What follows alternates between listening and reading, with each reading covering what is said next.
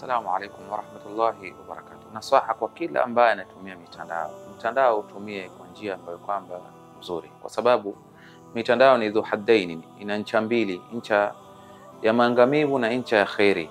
Utumie kwa ncha ya khairi. Leo kuna watu ambao kwamba mitandao hutumia kwa mipasho na mitambo kama wenyewe wanavyoeleza. Ufahamu ukitumia mitandao au chochote au popote ukizungumza mambo ambayo kwamba yasiyomridhisha Mwenyezi Mungu Jalla Jalalu, ujue kuna malaika wawili wanaandika yale ambayo kwamba wanayozungumza, kiraman katibina ya'lamuna ma taf'alun, kwamba wanaandika kile ambacho wanachozungumza, wanajua kile ambacho kwamba wanachokifanya.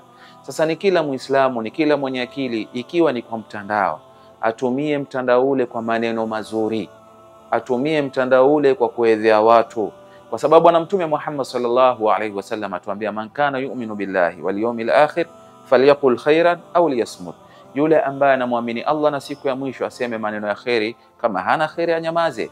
Sasa lakini maalasaf, leo mitandao yetu imekuwa ni mitambo na mipasho. Fikiria wakati utakapoondoka, mitambo na mipasho imebakia katika mitandao, utakuwa hali gani katika kaburi lako? Utakuwa ni hali gani mbele ya Mola wako? Utakuwa ni hali gani ambayo kwamba wahisi watamani kutoka kwenye kaburi kuja kuiondosha, lakini wapi? Umekumbuka shuka hali ya kuwa jua limekuchomozea au jua limetoka. Itakuwa ni hasara, ni majuto.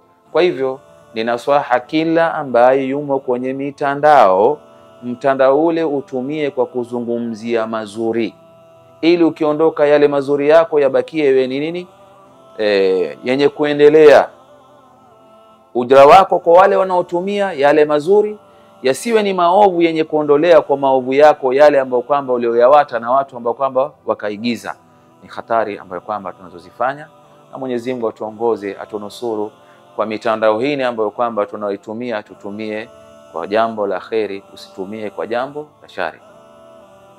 Wasallallahu qatakum ila liqa, shukran jazila, wassalamu alaikum wa rahmatullahi.